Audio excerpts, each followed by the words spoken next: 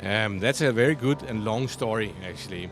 Um, it was probably the first place on the planet where an ecosystem started growing. It actually started with my wife and myself, basically missing some people to talk to. There was a handful of visionaries in the space in Zug to begin with, 5, 6, 7 people, that's all.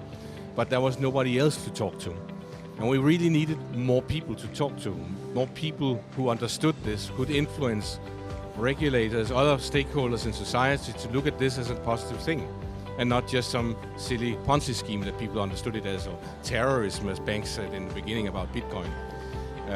So I think we were lucky in the sense that because Ethereum got established in Zug and the first ICO was run there was suddenly some focus on it.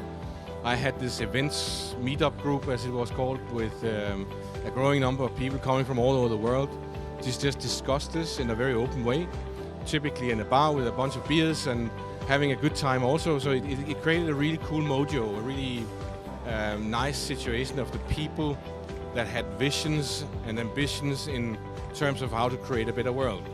You could say that when we have a scale today of people in this space, you have the hippies out in one endpoint and you have the sharks in the other endpoint.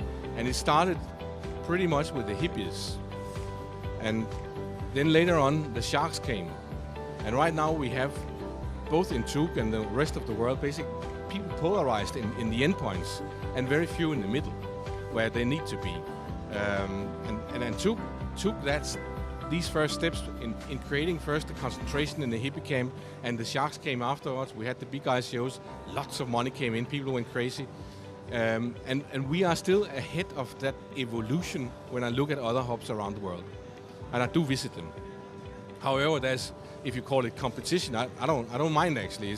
I never built this Crypto Valley forum or association because I wanted competition. I just wanted to have awareness around it, and I see how this technology actually have a very profound and opportunity to, well, create a better world, that we say in the hippie camp. It has a chance to, like the internet back in the days had a chance to create fair access to information, but it was all pornography to begin with. The same with blockchain technology and cryptocurrencies has a chance to create more fair access to opportunity. But right now we see the opportunity being hijacked by a few gangsters. It's the same pattern repeating itself, and some of the ugliness we see today will go away. There's no doubt about it.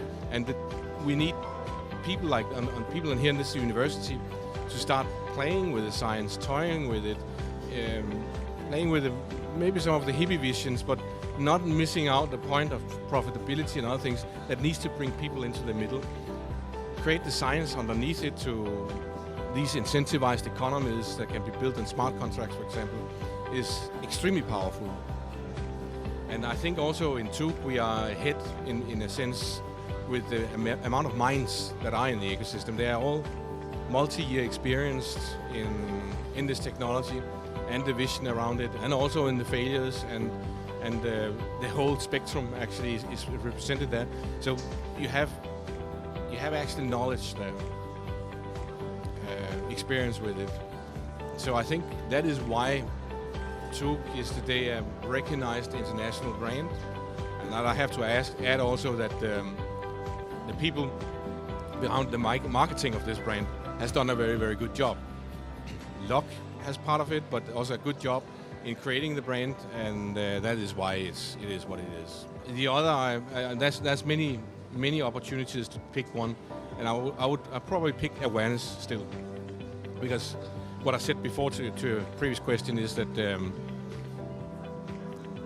I mean, people are not understanding what the technology actually is today. When I say blockchain technology, somebody says Bitcoin and equals these two things, and they're not.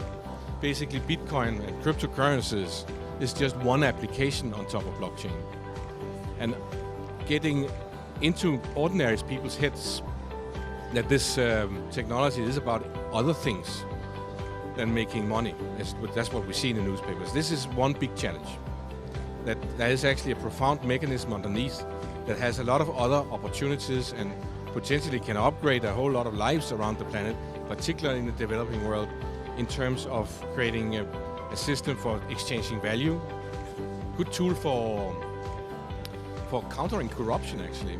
It's a way where we can let ordinary people trust each other without the middleman, the notary, the authority, who sometimes in certain countries can't be trusted.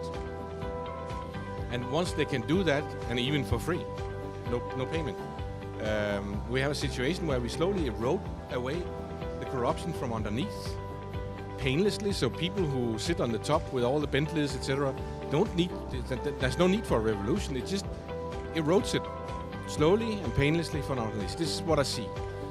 And that is the challenge I'm taking on with some of my projects. So far, absolutely great. It's my first time in Istanbul, except for flying through the airport and just taking a taxi out for a 20 minutes lunch and back into the next plane, connecting flights. So I'm really happy to be here. I've read about, I was taught about the Constantinopolis in history when I was a kid, and I know this immense multi-thousand-year story around this center of civilization right here. So it's amazing to be here. And one of the things I realize is the food is simply awesome.